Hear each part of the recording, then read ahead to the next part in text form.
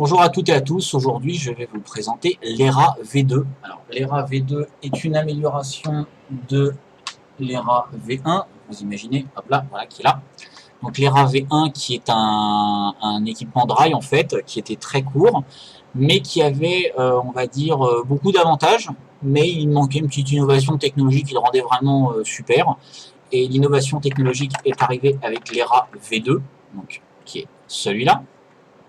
L'ERA V2 a la particularité de pouvoir régler le airflow avec trois petits trous centraux. Il a la possibilité de se reconstruire, évidemment, vous pouvez refaire des mèches dessus.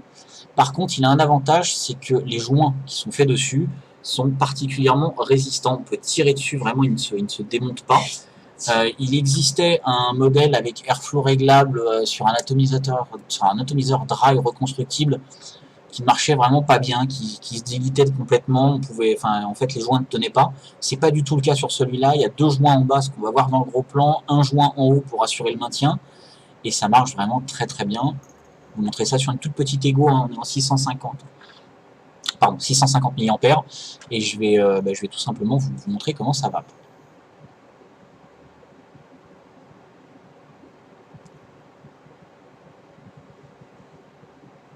Voilà, je pense que ça se passe de commentaires.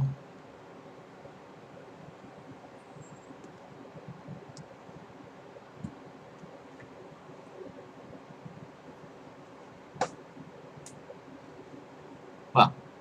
Donc le dry, ça fonctionne fantastiquement bien, même sur une Ego. Et on va passer en plan zoom pour vous montrer un petit peu comment c'est fait, et puis après en plan large pour vous montrer ça sur un mode, tout simplement. A tout de suite. Donc voilà, gros plan sur l'ERA V2. Je vais vous présenter ça tout de suite. Hop là, voilà, prise en main. Donc l'ERA V2 se décompose en trois parties. Donc la partie basse en fait qui comporte tout simplement la résistance. Hop, je vais prendre mon petit tournevis, on va essayer de faire des gros plans agréables. Donc cette partie se décompose avec deux plots qui fonctionnent avec une vis BTR en fait tout simplement. La clé, alors BTR ou clé Allen, il me semble que c'est clé Allen, voilà le mot exact. La clé Allen vous est évidemment fournie avec pour vous permettre tout simplement de dévisser ces deux clés. Et nous rentrons le fil donc par ces deux petits trous de l'autre côté, mais bon, je vous montre de ce côté là parce que sinon vous ne le verriez pas à cause de la résistance qui est mise en place. Le coil est fait, alors ça c'est un montage qui a été fait avec nos résistances prémontées, donc qui sont disponibles sur le site. Je vous encourage vivement à essayer ce produit. Ça coûte, alors de mémoire, c'est entre 3 et 4 euros les 5 résistance prémontée. Pour les moins habiles d'entre nous, ça vous permet réellement d'avoir tout simplement une simplicité d'utilisation. Vous avez déjà donc la fibre de silicate qui est présente avec le coil, donc c'est en fait le fil Cantal qui est déjà enroulé dessus proprement. Vous avez juste à bouger les deux petites pattes de chaque côté, les rentrer dans les trous et visser. Une fois que c'est fait, vous avez un produit qui est fini et prêt à vaper. Donc c'est quand même quelque chose qui est très friendly user, comme diraient nos amis anglo-saxons. Et donc qui vous permet tout simplement de vaper simplement et de ne pas vous embêter à acheter du fil de Cantal ou tout simplement de vous retrouver avec des bobines de fibre de silice qui ne vous serviraient pas.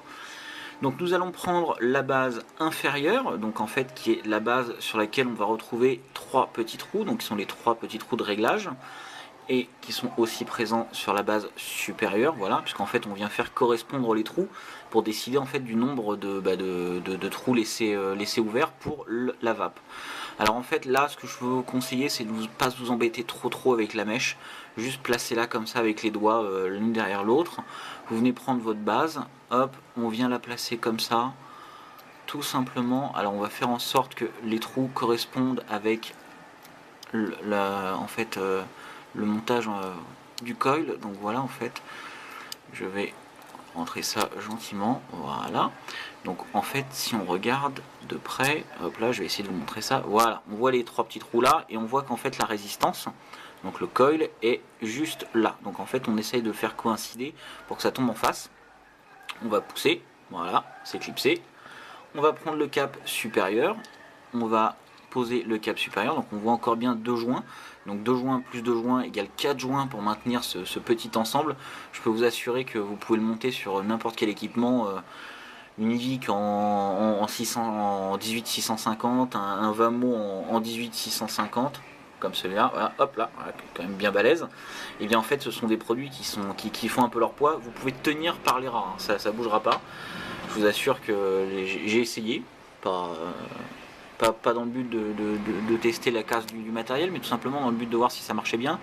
Et donc voilà, donc on a un atomiseur reconstructible dry qui est prêt à être utilisé, avec la possibilité donc de régler, hop là, donc là on voit 3 trous, là il y a 2 trous, et si je continue, il n'y aura plus qu'un trou, voilà.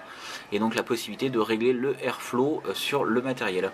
On va repasser en plan large et puis je vais vous montrer un petit peu, enfin vous remontrer comment ça marche. A tout de suite. Voilà, le zoom c'est terminé, donc on se retrouve en plan large avec l'ERA et un Vamo. Alors je vais pas réutiliser la 650 Ego tout simplement parce qu'elle est vide. Voilà, je m'en sers pas souvent, donc je vous avoue que je l'ai pas rechargé, c'est pas bien. Voilà. Donc j'ai mon Vamo qui est prêt à être utilisé. On en voit un petit peu peut-être beaucoup de pâté. On va le mettre en 7.5.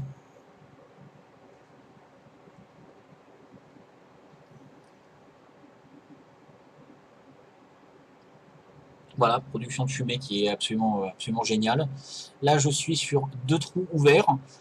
Au début de la vidéo, j'étais sur un trou. Si je passe sur 3, là, le airflow va être complètement ouvert. Donc, j'ai tourné en fait tout simplement la petite bague. Ça tourne bien, mais ça ne s'enlève pas. Une fois de plus, je le précise, parce que les premiers essais qui avaient été faits avec les airflow réglables, c'était pas terrible au niveau du dry.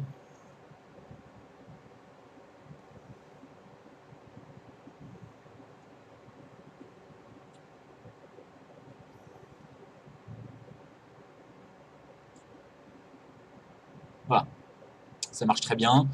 À titre personnel, moi je l'utilise beaucoup avec seulement 2 trous ouverts. 3 trous, je trouve que l'airflow est un peu grand.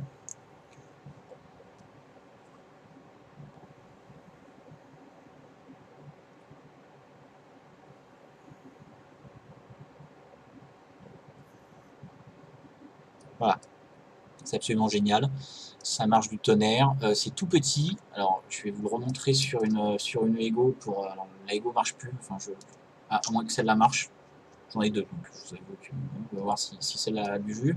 Ah, celle-là a du jus. Bon.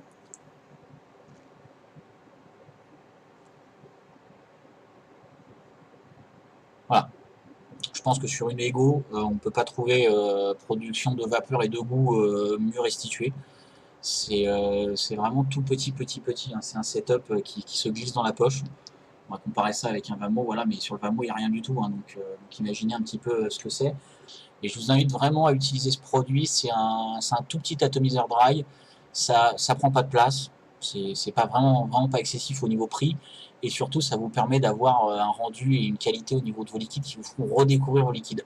Alors le drip tip, une fois de plus, on met ce qu'on veut dessus. Hein. Je suis pas un inconditionnel du plastique, mais par exemple, si on a, hop là, je vais prendre le drip tip que j'avais sur l'AGA tout à l'heure.